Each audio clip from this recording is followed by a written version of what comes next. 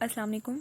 अब ये जो हमारे पास आर्टीरियल सप्लाई है, venous drainage of the lungs, और जो ये हमारे पास लिम्फेटिक ड्रेनेज और जो नर्व सप्लाई है वो अब हम पढ़ने लगे हैं। ठीक है, तो ये इसके जो मेन पॉइंट्स हैं वो बेसिकली मैंने नोट्स में लिखे हुए हैं, तो मैं आपको इधर से बताती हूँ। देखिए, सबसे पहली बात तो आर्टीरियल सप्लाई यानी कौन सी आर्टरीज होती हैं जो लंग्स को सप्लाई करती हैं।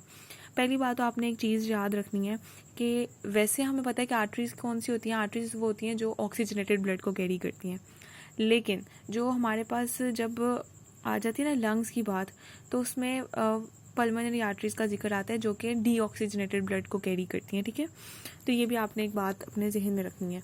अब क्या होता है कि आर्टीरियल सप्लाई जब हम लंग्स का करते हैं तो इसमें दो तरह की आर्टरीज होती हैं, एक होती हैं ब्रोंकाइल आर्टरीज, ठीक है, और एक होती हैं pulmonary arteries. Let me show you the diagram.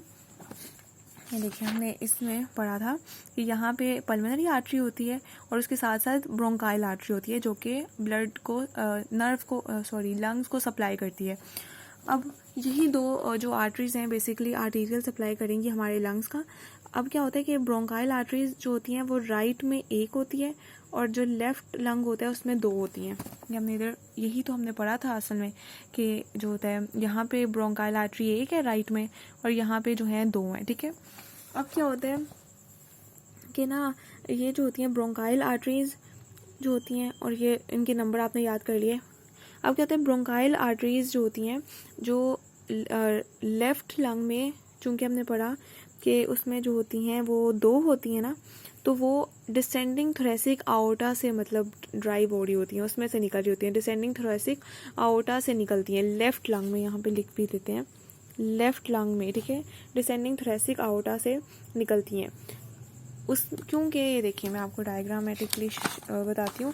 ये देखिए, हमारे पास लेफ्ट लंग है और लेफ्ट लंग में हमारे पास ये डिसेंडिंग थोरेसिक आओर्टा आ रहा है। ठीक है, तो इसमें से डायरेक्टली जो है ना दो आर्टरीज निकल आएंगी, एक अपर आर्टरी होगी और एक हमारे पास लोअर आर्टरी होगी।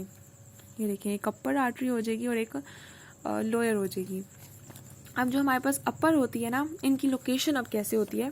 जो अपर वाली होती है वो फिफ्थ थोरेसिक वर्टिब्री जो होती है बेसिकली हमारे, अगर हम बैक पोजीशन की बात करें तो जो फिफ्थ थोरेसिक वर्टिब्री होती है, ठीक है, इसके लेवल पे ऑलमोस्ट प्रेजेंट होती है। और जबकि जो लोअर वाली होती है वो जो लोअर वाली मतलब होती है, ये वाली लोअर वाली जो होती है वो किसके लेवल पे होती है, ये लेफ्ट ब्रोंकस के लेवल पे होती है। ठीक है, ये आपको इस बात की समझ आ गई, यानी इनकी लोकेशन आपने कर ली। वैसे आपने क्या पढ़ा कि ये निकलती कहाँ से हैं आर्टीरियल, मतलब ये जो सप्लाई होता है इसमें से ब्रोंकियल आर्टरीज जो दो होती हैं ये निकलती दोनों ही डिसेंडिंग थोरेसिक आओर्टा से निकलती हैं, लेकिन इनकी लोकेशन क्या होती है, अपर वाली जो होती है वो फिफ्थ थोरेसिक वर्टिब्री के लेवल पे होती है और जो लोअर वाली होती है वो लेफ्ट ब्रोंकस के लेवल पे होती है।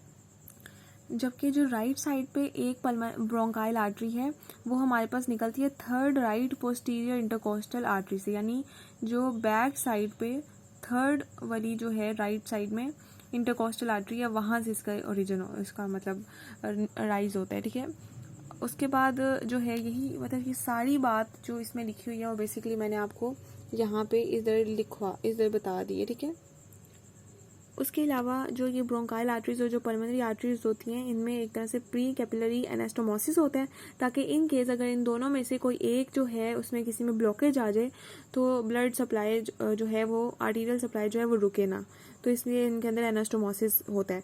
उसके अलावा जो है हमने अगली बात पढ़नी है, that is about venous drainage, कि वेनस ड्रेनेज कैसे होता है। जैसे वहाँ पे जब हम आर्टीरियल सप्लाई पढ़ा था तो उसमें हमने पढ़ी थी कि दो तरह की आर्टरीज होती हैं, ब्रोंकाइल आर्टरीज और पल्मोनरी आर्टरीज। इसी तरह से वेनस ड्रेनेज में भी ब्रोंकाइल वेन्स होती हैं और पल्मोनरी वेन्स होती हैं। बट द डिफरेंस इज कि जो ब्रोंकाइल आर्टरी थी ना वो राइट में एक थी जबकि लेफ्ट लंग में दो थी, लेकिन जो हमारे पास ब्रोंकाइल वेन्स होती हैं वो दोनों में दो दो होती हैं।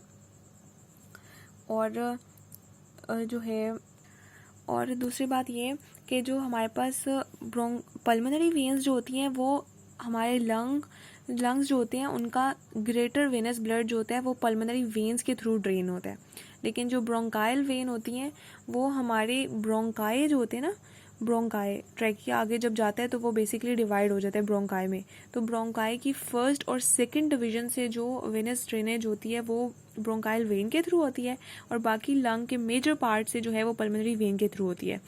देन क्या होता है कि जो ब्रोंकाइल वेन्स होती हैं 2 राइट लंग में, ठीक है, 2 लेफ्ट लंग में, जब इधर से अपना ड्रेनेज ले लेती हैं तो ये कहाँ पे जाती हैं, राइट वाली जो होती हैं वो एजाइगस वेन में चले जाती हैं, दोनों एजाइगस वेन में चले जाती हैं, और जो लेफ्ट वाली दोनों होती हैं वो हेमी एजाइगस वेन में चले जाती हैं। Let me show you through the diagram.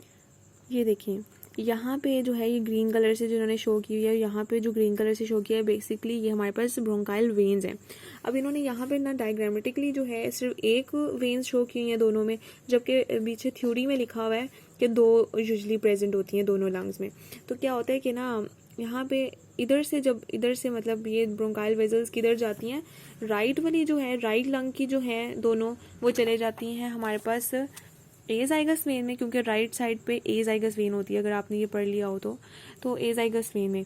और जो हमारे पास लेफ्ट की जो दोनों होती हैं वो यहाँ पे हेमी एजाइगस वेन जो होती है उसके अंदर चले जाती हैं, तो ये इनकी ड्रेनेज हो जाती है। और पल्मोनरी वेन्स जो है, ठीक है, वो तो हमने पढ़ लिया कि वो मेनली जो है most part of the lung से लेते हैं, ड्रेनेज करते हैं, वेनस ड्रेनेज। अब नेक्स्ट थिंग हमने जो पढ़नी है वो है that is about lymphatic drainage. अब जब हम लिम्फेटिक ड्रेनेज पढ़ेंगे ना ये सारा, तो लिम्फेटिक ड्रेनेज क्या होता है कि लिम्फ किस तरह से ड्रेन होता है। बेसिकली हमारे पास 2 लिम्फेटिक्स होते हैं, एक सुपरफिशियल लिम्फेटिक्स होते हैं और एक हमारे पास डीप लिम्फेटिक्स होते हैं, यानी लिम्फ वेजल्स। बेसिकली 2 तरह की लिम्फ वेजल्स होती हैं, एक सुपरफिशियल लिम्फ वेजल्स और एक होती हैं डीप लिम्फ वेजल्स। ये जो लिम्फ वेजल्स होती हैं ये हमारे लंग्स के अंदर ऐसे करके होती हैं, ठीक है, ये लंग है, ठीक है, फर्स्ट कर लें ये हमारा लंग है, लंग्स में इस तरह करके ना मतलब ये वेजल्स होती हैं। अब ये वेजल्स जो हैं बेसिकली मिल के आपस में कहाँ पे जाती हैं, यहाँ पे ड्रेन हो जाती हैं। ये हाइलम वाला पार्ट होता है ना, तो हाइलम में हमारे पास ब्रोंको पल्मोनरी लिम्फ नोड्स हमने पढ़े थे कि प्रेजेंट होते हैं। तो ये कुछ सुपरफिशियल होती हैं, कुछ डीप लिम्फ वेजल्स होती हैं, ये ब्लड सारे लंग्स में से लेकर ब्रोंको पल्मोनरी लिम्फ नोड्स जो कि हाइलम में प्रेजेंट होते हैं उसके अंदर चले जाती हैं।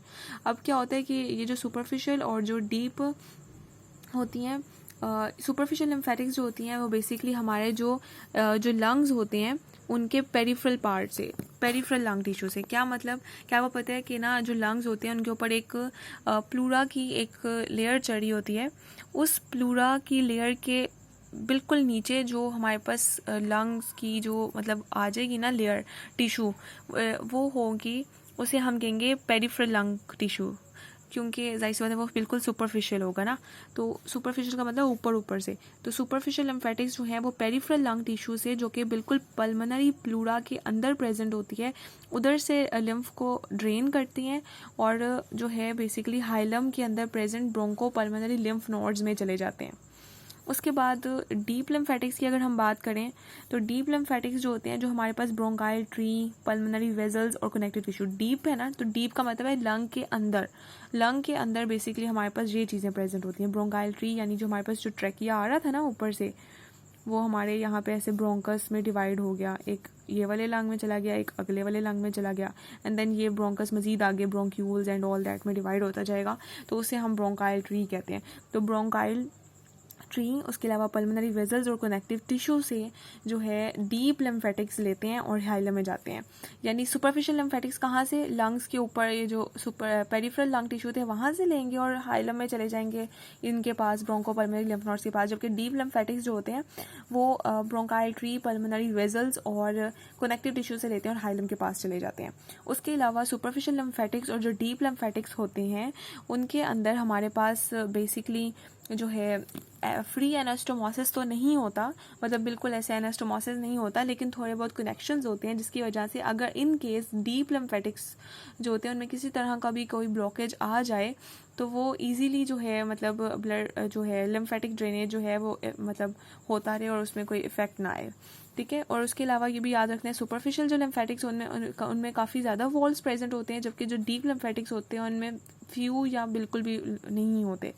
यानी सुपरफिशियल और डीप लिम्फेटिक्स में फ्री एनास्टोमोसिस नहीं है, जबकि कनेक्शंस थोड़े बहुत होते हैं। ये हमारा था लिम्फेटिक ड्रेनेज से रिलेटेड सारी बात। अब हम नर्व सप्लाई की अगर हम बात करें तो बेसिकली पहली बात तो आपको याद रखनी है कि नर्व सप्लाई कैसे हो रही थी। ये हमने पढ़ा था कि नर्व सप्लाई में जो लंग्स में जो हाइलम होता है, जिसे हम रूट ऑफ द लंग कहते हैं, उसके आगे वाले हिस्से में एंटीरियर पल्मोनरी, ये देखें एंटीरियर पल्मोनरी प्लेक्सस था, ठीक है, और पोस्टीरियर पल्मोनरी प्लेक्सस था। बेसिकली ये किस चीज़ का प्लेक्सस होता है? ये नर्व्स का प्लेक्सस होता है, ठीक है। तो यही जो है ना, यही आगे मतलब आप कह लें कि नर्व सप्लाई करते हैं। असल में ये बने किससे होते हैं? इंटीरियर पल्मोनरी प्लेक्सस और पोस्टीरियर पल्मोनरी प्लेक्सस किस चीज़ से बने होते हैं? ये नर्व से बने होते हैं। कौन सी nerves? Parasympathetic and sympathetic. Parasympathetic और जो सिम्पैथेटिक होती हैं वो basically anterior and posterior pulmonary plexus को बनाती हैं, और जो पैरासिम्पैथेटिक होती है वो आप कह लें कि वेगस नर्व से मतलब आ रही होती है। अच्छा, मतलब जो पैरासिम्पैथेटिक होती हैं वो वेगस नर्व से ड्राइव होती हैं, और जो सिम्पैथेटिक होती हैं वो सेकंड से फिफ्थ सिम्पैथेटिक गैंग्लिया जो होते हैं उनसे ड्राइव होती है, ठीक है। ये आप याद कर लीजिएगा कि ये वेगस नर्व से होगी, और ये सिम्पैथेटिक जो होती है वो इनसे मतलब second to fifth sympathetic ganglia से होगी। एंड देन ये पैरासिम्पैथेटिक और सिम्पैथेटिक जो होती हैं वो anterior and posterior pulmonary plexus बनाती हैं, और फिर जो है ये नर्व सप्लाई होता है लंग्स को। अब एक और बात, पैरासिम्पैथेटिक जो होते हैं उनमें 3 फाइबर्स का उन्होंने जिक्र किया हुआ है। एक मोटर फाइबर्स होते हैं, एक सिक्रीटो मोटर फाइबर्स होते हैं, और एक सेंसरी फाइबर्स होते हैं। जो मोटर फाइबर्स होते हैं वो ब्रोंकाइल मसल्स में जाते हैं, यानी जो ब्रोंकाइल मसल्स होते हैं, और वहाँ पे जाके ब्रोंकोस्पाज्म करवाते हैं। जबकि जो सिक्रीटो मोटर होते हैं, नाम से पता चल रहा है सिक्रीशन से रिलेटेड है, तो म्यूकस ग्लैंड्स तक जाते हैं। और जो सेंसरी फाइबर्स होते हैं वो हमारे पास स्ट्रेच और stretch reflux of the lung और कफ रिफ्लेक्स में इन्वॉल्व होते हैं, ठीक है। यानी आसान सी बात है कि बस देख लें कि पैरासिम्पैथेटिक और सिम्पैथेटिक नर्व्स जो होती हैं वो पहले ये वाले पल्मोनरी प्लेक्सस बनाती हैं, देन ये पल्मोनरी प्लेक्सस जो होते हैं हमारे पास सप्लाई करती हैं लंग्स को, ठीक है।